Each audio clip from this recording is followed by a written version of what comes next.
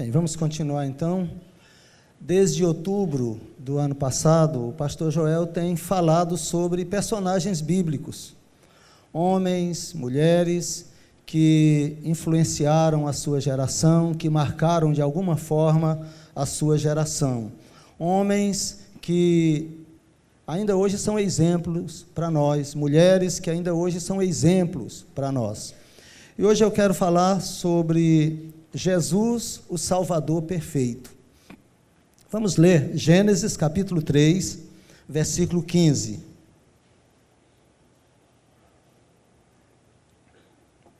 Gênesis capítulo 3, versículo 15.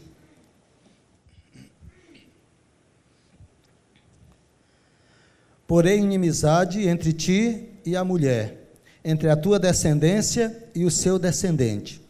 Este te ferirá a cabeça, e tu lhe ferirás o calcanhar. Tudo estava bem lá no jardim, Deus preparou tudo para o homem, colocou então o homem com sua mulher, cercados de glória, de tantas coisas maravilhosas, mas o homem decide desobedecer a Deus. Ao decidir desobedecer a Deus, ao infringir a única regra que Deus tinha deixado de não comer daquele fruto do conhecimento do bem e do mal, o homem então agora torna-se pecador, e o pecado gera morte, e Deus disse que no dia que eles comessem daquele fruto, eles morreriam. Então Deus vai ao encontro do homem e pergunta: onde estás? Claro que Deus sabia onde Adão estava, mas essa pergunta é retórica, é para que Adão se situasse, ele e Eva soubessem onde agora eles estavam, de onde eles tinham caído, tudo que eles tinham perdido. Após aquele diálogo traumático para o homem, mas altamente terapêutico, porque não é um diálogo de ódio, é um diálogo de amor, Deus vai ao encontro do homem para oferecer graça e perdão. Deus então pune Adão, Eva e a serpente. Adão, nós já sabemos que a punição é trabalhar, do suor do teu rosto tu vais tirar o teu mantimento. A mulher vem toda aquela punição da submissão ao marido e de ter filhos com dores. E para a serpente, Deus amaldiçoa, ela agora vai rastejar, se alimentar de pó, e no final Deus diz isso, que vai pôr inimizade entre a descendência da serpente e o descendente da mulher. Aqui a gente já tem o proto-evangelho, aqui a gente já tem Deus idealizando, Deus mostrando para o homem e mostrando para o inimigo que haveria um plano de redenção, que a história não estava terminada ali, que o trauma do pecado seria curado pela graça maravilhosa de Deus. A gente cantou agora há pouco sobre essa maravilhosa graça e sobre esse amor que é algo que transcende o conhecimento, o entendimento humano. Então Deus diz isso: haverá agora inimizade entre a mulher e a serpente, entre as duas descendências, e que Deus ia levantar alguém que seria o Salvador. Deus iria levantar um homem descendente da mulher, e esse homem iria vencer a serpente. É aí que começa então a grande guerra na terra, a grande luta, a grande batalha, porque aí nós temos alguns personagens que vão surgindo na história, e que vão marcando a história, e que vão sendo fruto de uma grande guerra entre Deus e o diabo, entre Deus e Satanás. A gente viu aqui a história de Jó. Jó é justo, é íntegro, é temente a Deus, e o inimigo pensa, é esse Jó que vai redimir o homem, é esse Jó o salvador da humanidade. E então ele vai, conversa com Deus, e Jó é moído, Jó passa por todo tipo de provações, mas não era Jó o resgatador. Depois a gente tem Noé. Noé surge como um homem temente a Deus, Noé andava com Deus, Noé agradava o coração de Deus, e o inimigo fica de olho em Noé. Esse deve ser o Salvador.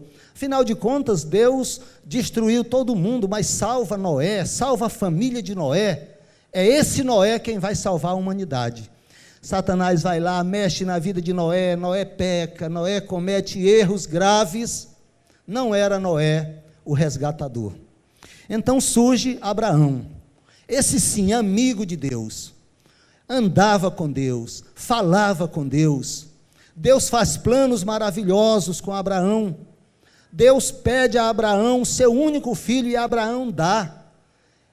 É chocante essa história, é maravilhosa. Eu gosto muito do filme que Abraão vai subindo com Isaac, e eles vão conversando, e num determinado momento Isaac diz: pai, não tem nada que ele peça para o Senhor que o Senhor negue?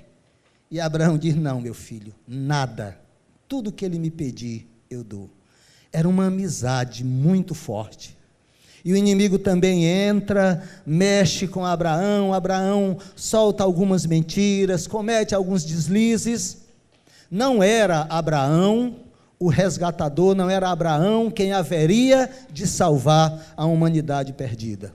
O povo de Deus vai continuando a sua história e vai parar no Egito, e ali fica escravizado.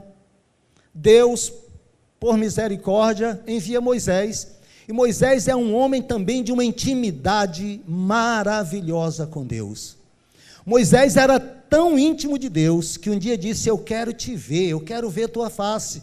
Deus disse: humano nenhum pode me ver, mas eu gosto tanto de ti. A amizade era grande. Deus disse: pois olha, fica aí, você não vai me ver, você vai ver o fluxo da minha glória, fica olhando ali naquela fenda, eu vou passar, você vai me ver pelas costas, mas você não pode me ver. Moisés viu coisas grandiosas com Deus, mas também pecou, não foi perfeito no seu caminhar, a ponto de não entrar na terra prometida. Não era Moisés o resgatador. O inimigo estava de olho, sempre que se levantava um homem temendo a Deus, fazendo a vontade de Deus, o inimigo ia lá e encontrava um jeito de derrubar, de destruir. Depois vem os juízes, homens com histórias fantásticas. A história de Sansão é maravilhosa, mas nós sabemos que é uma história marcada por queda, por pecado, por traição a Deus. Não era Sansão o resgatador, não era Débora a resgatadora. E vem Samuel. Samuel também tinha grande intimidade com Deus, desde menino. Enquanto na igreja alguns viviam brincando, os filhos do pastor viviam fazendo coisas terríveis, Samuel andava com Deus, a ponto de um dia de noite Deus dizer: Samuel, e ele foi onde Eli, o Senhor me chamou, ele disse: não, meu filho, vai dormir, me deixa dormir. E se repetiu na terceira vez, ele disse: é Deus querendo falar contigo. E quando Deus chamou Samuel, ele disse: fala, Senhor, que o teu servo ouve. Samuel, ele faz a transição entre os juízes e os reis de Israel. Homem temente a Deus, homem que fundou uma escola de profetas, homem grandioso, mas também um pecador. Samuel não pôde morrer na cruz. Samuel não pôde resgatar a humanidade. E o inimigo de olho. A cada homem que surgia, o coração do inimigo ficava mais palpitante. Será esse? Aí vem os reis, que dentre eles eu quero falar de Davi. O homem segundo o coração de Deus. O homem que Deus usou para grandes vitórias em Israel. Mas Davi, com todo o seu esplendor, com toda a sua glória, também foi derrotado pelo inimigo. Estava contaminado pela semente do pecado lá do Éden. Davi também não conseguiu cumprir todos os propósitos de Deus. Pecou e não podia ser o resgatador. O inimigo respira aliviado. Esse Davi era perigoso. Mas aí vem Salomão, com tanta sabedoria, o inimigo tremeu e disse: é esse. Porque esse herda de Davi todo o espírito guerreiro, mas tem uma sabedoria incomum. Não era Salomão, nós sabemos o final de Salomão, como foi triste. O livro de Eclesiastes é um livro de uma angústia existencial, de alguém que conquista tudo e de repente não tem nada diante da única verdade, como dizia Chicó no Alto da Compadecida, porque tudo que nasce morre. E ele, diante dessa angústia na velhice, ele não era o resgatador. Meus irmãos, vieram os profetas, homens iguais a Daniel, Isaías, Jeremias, Amós, homens que recebiam uma mensagem de Deus e levavam para as pessoas, homem a quem Deus falava, homens que eram usados para desafiar reis, impérios, em nome do Senhor, Elias, Eliseu, todos esses homens deixaram o inimigo com a barba de molho. Será esse? Não era nenhum deles. Todos eles pecaram, todos eles falharam. Foram importantes, fizeram história, marcaram vidas, marcam nossas vidas até hoje, mas nenhum desses homens era o Salvador. Vem João Batista, simples, pregando no deserto, não pregando em grandes cidades, em templos, ele escolheu o deserto para pregar, mas não era João Batista aquele que seria o resgatador. Gálatas 4:4 diz: vindo, porém, a plenitude do tempo, Deus enviou seu Filho, nascido de mulher, nascido sob a lei. No tempo certo, não era o tempo de Abraão, não era o tempo de Moisés, não era o tempo de Davi, não era o tempo dos profetas, no tempo certo, na plenitude dos tempos, Deus enviou seu Filho. Na hora certa, no dia certo e no lugar certo. Deus envia Cristo. A batalha que o inimigo tanto temia, agora está prestes a acontecer. Ele havia vencido, derrotado muitos homens de Deus. Ele venceu reis, profetas, ele levou homens que tinham intimidade com Deus a pecarem, a caírem, mas a cada nova possibilidade ele ficava aflito, e a aflição agora é tão grande, que ele usa Herodes para matar todas as crianças com menos de 2 anos, porque ele quer eliminar aquele que iria desafiá-lo na grande batalha.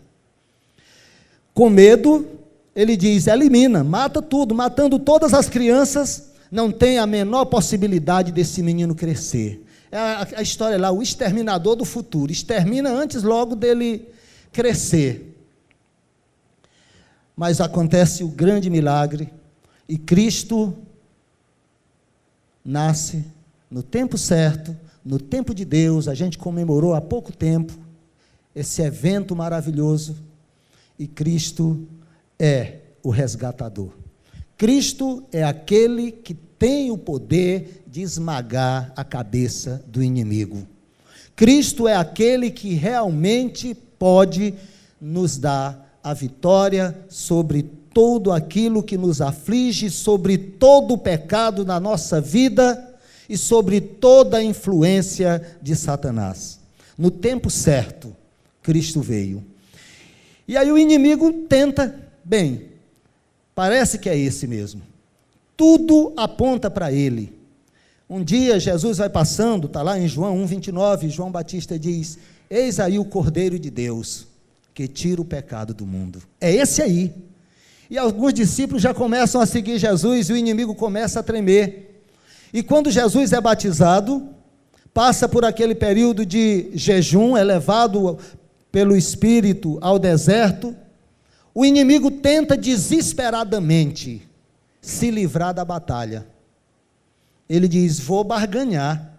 Ora, eu fiz Moisés pecar, eu fiz Abraão mentir, eu fiz Moisés ferir a rocha ao invés de tocar, eu destruí tantos homens, eu destruí todos os homens que Deus colocou na terra, eu consegui fazer pecar.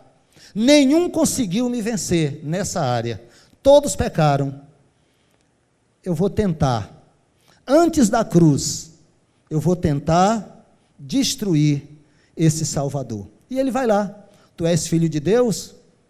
Transforma a pedra em pão e come. A primeira grande tentação. Tentação ministerial. Tentação de transformar, de obedecer Satanás, de saciar um desejo material fora do plano de Deus. Transforma a pedra em pão e come. E Jesus disse, olha, nem só de pão vive o homem. Está escrito. Existem valores melhores e maiores.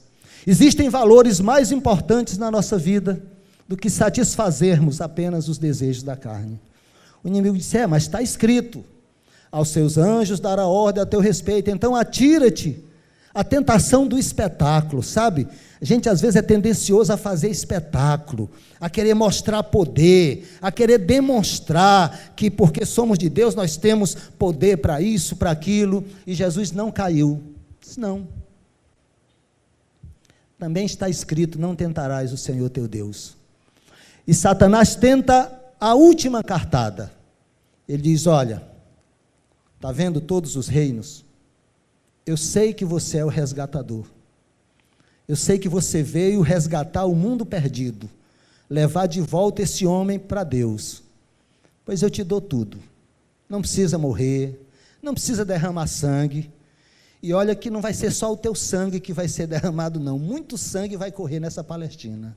Sangue dos teus seguidores, sangue de homens e mulheres que andam contigo. Você pode evitar esse banho de sangue. Eu te dou tudo, se prostrado você me adorar. E Jesus diz, olha, ao Senhor teu Deus adorarás, só a Ele, só ao Senhor.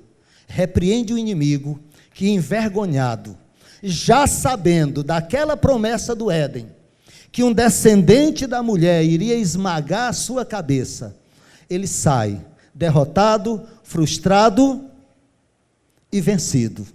Cristo triunfou, foi a grande vitória. Alguns teólogos dizem que o inimigo tentou de todas as maneiras evitar o confronto, tentou de todas as formas evitar o frente a frente com Jesus, mas era inevitável. Para ser resgatador ele precisava passar por isso, e Cristo vence o inimigo, conquista a vitória para nós, e depois, crucificado, paga o preço, como cordeiro perfeito, como cordeiro puro e como cordeiro completo.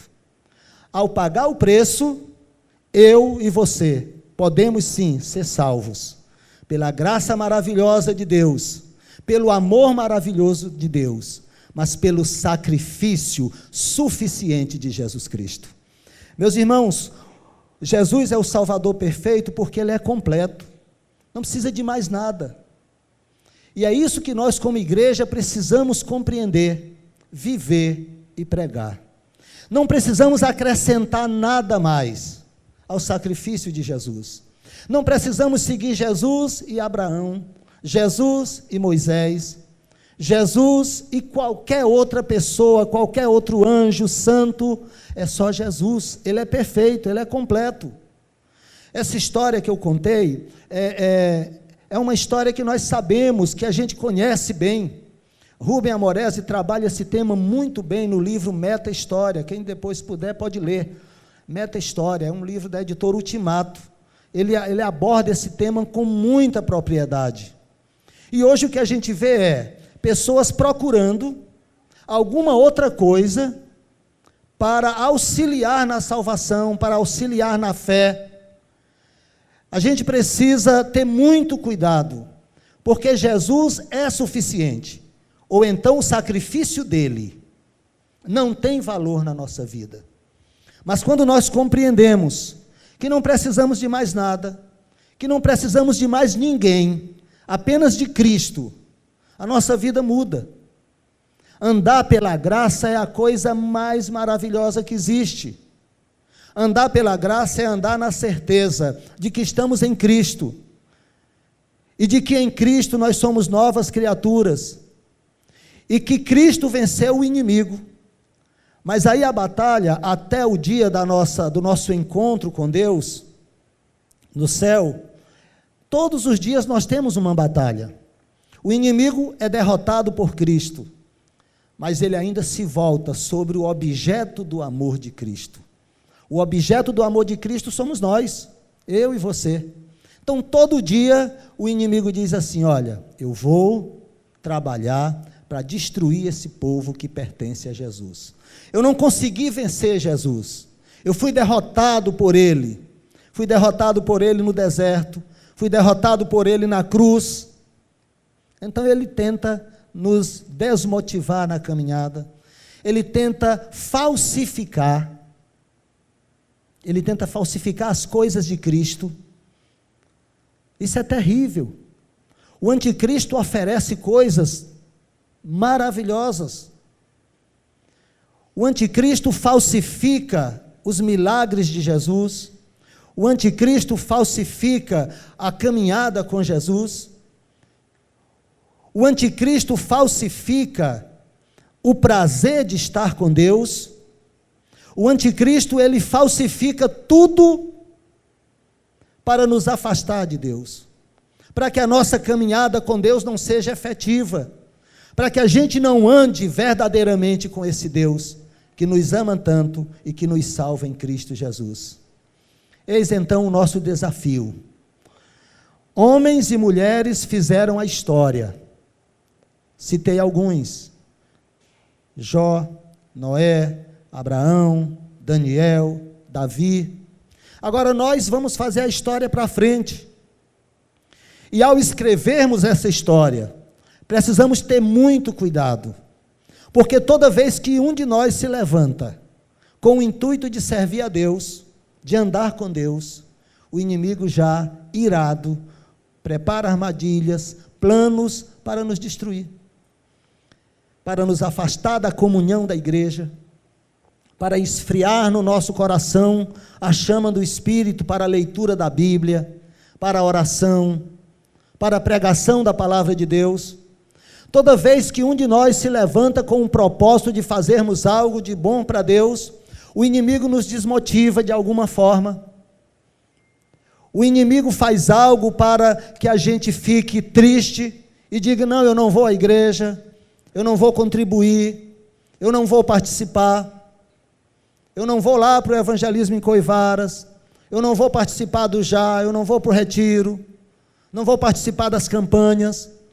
Ele faz sempre algo, porque a grande ira dele, porque nós somos amados por Deus. A grande raiva do inimigo é porque nós pecamos, e Deus não nos condenou, Ele enviou Cristo para nos salvar. A grande ira do inimigo é porque nós, em todo o mundo, em todo o universo, nós seres humanos, somos os únicos capazes de louvarmos a Deus integralmente, com consciência. Primeiro, consciência da queda, nós caímos. Os anjos que louvam a Deus no céu, eles nunca pecaram, eles louvam a Deus numa condição de inocência, nunca pecaram, não sabem o que é pecado, não experimentaram o gostinho do pecado. Os anjos que seguem Satanás, pecaram contra Deus e estão condenados, não tem mais opção para eles. Nós somos os únicos seres que pecamos, caímos, provamos dos manjares do inimigo, e Deus nos deu a possibilidade de voluntariamente voltarmos, e nós voltamos, e nós dissemos: eu prefiro aqui, eu prefiro Jesus. Isso irrita o inimigo, sabe? Isso irrita o adversário, porque eu pude dizer um dia: olha, eu fui lá, experimentei, eu fui o filho pródigo, mas eu voltei por amor, voltei, Lucas, porque ele me amou primeiro, foi dito isso aqui hoje, voltei porque o amor dele me atraiu, e foi um amor maravilhoso, voltei porque não tenho outra possibilidade. Para quem iremos nós? Só tu tens as palavras de vida eterna. Jesus é esse Salvador maravilhoso, amoroso, bondoso. Nós não precisamos de mais nada para nos apegarmos em termos de salvação, a não ser Cristo Jesus. Ele é perfeito, Ele é completo, Ele é pleno. E nós precisamos cada dia reforçar essa verdade no nosso coração. Todos os personagens da Bíblia são importantes para a nossa formação, para a nossa fé. Mas só um é capaz de nos salvar.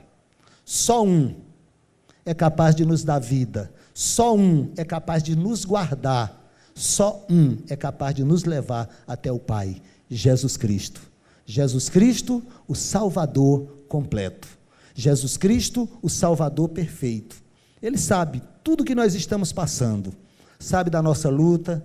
Sabe às vezes que a nossa fé vacilou e a gente disse, eu não acredito mais, eu estou cansado, eu estou esgotado. Ele sabe do teu choro lá no quarto, Ele sabe do lamento, Ele sabe das vezes que você quis desistir de tudo, e Ele diz, eu estou contigo, vamos juntos. Sabe por quê? Porque o mais impressionante no amor de Deus é que é um amor cheio de graça e de misericórdia. E todos os dias, as misericórdias do Senhor se renovam em nossas vidas.